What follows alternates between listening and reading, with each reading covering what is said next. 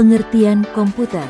Komputer adalah sistem elektronik yang bekerja secara otomatis untuk menerima data masukan, input, mengolah data tersebut sesuai instruksi program, menyimpan hasil pengolahan, dan mengeluarkan informasi, output, kepada pengguna. Sedangkan pengertian menurut para ahli ada dua. Yang pertama menurut Donald H. Sanders, komputer adalah sistem elektronik untuk memanipulasi data dengan cepat dan tepat. Dan yang kedua menurut H. Macher, komputer adalah mesin penghitung elektronik yang dapat melakukan operasi aritmatika dan logika secara otomatis berdasarkan program. Sejarah perkembangan komputer. Era prakomputer sebelum abad ke-20. Sebelum komputer digital mekanis diciptakan, manusia menggunakan alat hitung manual seperti abakus, sempoa. Generasi pertama, tahun 1940 sampai tahun 1959, tabung vakuum tubes. Komputer generasi pertama lahir demi kebutuhan militer dan komputasi ilmiah selama Perang Dunia II.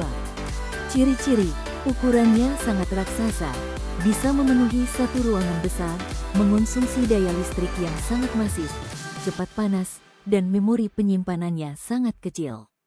Generasi kedua, tahun 1959 sampai tahun 1965, era transistor. Ciri-cirinya, ukuran komputer menjadi jauh lebih kecil, lebih cepat, lebih murah, dan lebih hemat energi dibandingkan generasi pertama. Bahasa pemrograman mulai beralih dari bahasa mesin ke bahasa tingkat tinggi awal seperti Fortran dan COBOL. Memori inti magnetik juga mulai digunakan untuk menyimpan data.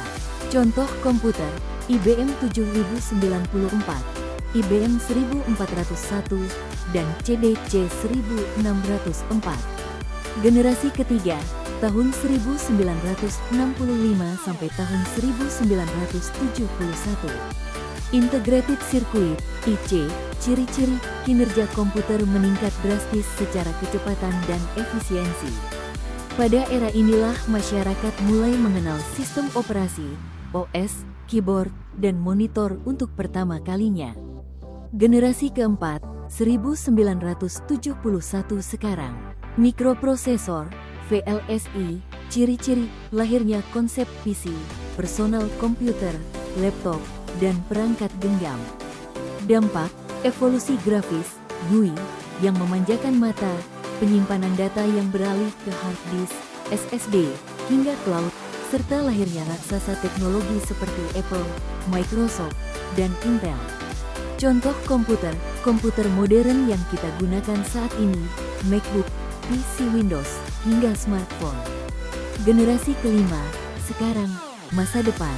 Artificial Intelligence, AI, komputer generasi kelima adalah komputer yang sedang kita kembangkan dan gunakan saat ini, dengan fokus utama pada kecerdasan buatan, Artificial Intelligence, AI. Komponen utama komputer yang pertama hardware atau perangkat keras. Hardware adalah semua bagian fisik komputer yang dapat dilihat dan disentuh secara langsung.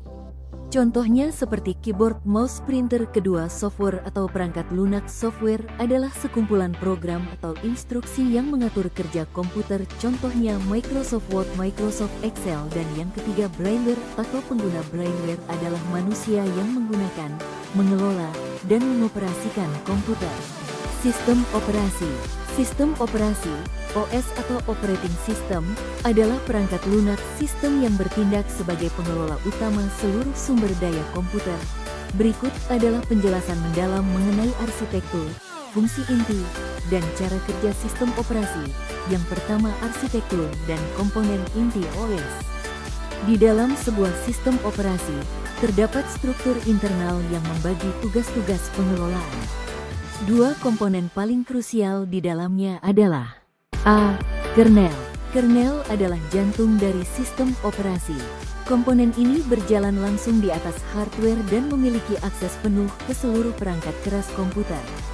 B. User interface, antarmuka pengguna. Ini adalah lapisan luar yang berinteraksi langsung dengan manusia. Fungsi inti sistem operasi. Sistem operasi bekerja di latar belakang untuk melakukan 5 fungsi utama sebagai berikut. Manajemen proses. manajemen memori utama, manajemen sistem berkas, manajemen perangkat keras, driver, manajemen keamanan, cara kerja sistem operasi atau alur eksekusi. Pertama, booting, BIOS UEFI. Saat listrik mengalir, komputer pertama kali menjalankan program kecil bernama BIOS atau UEFI yang tertanam di motherboard. Kedua, penguatan kernel. Setelah hardware dinyatakan aman, BIOS UEFI akan mencari di mana sistem operasi disimpan, di SSD atau HDD, dan memuat bagian kernel OS ke dalam memori utama, RAM. Ketiga, kontrol penuh. Setelah kernel berhasil dimuat ke dalam RAM, kendali penuh komputer diserahkan dari BIOS ke sistem operasi. Dan yang keempat, memuat antarmuka. OS kemudian mulai menjalankan program latar belakang, background services, dan menampilkan antarmuka pengguna, GUI, seperti layar login atau langsung menuju desktop. I just had to let you know you're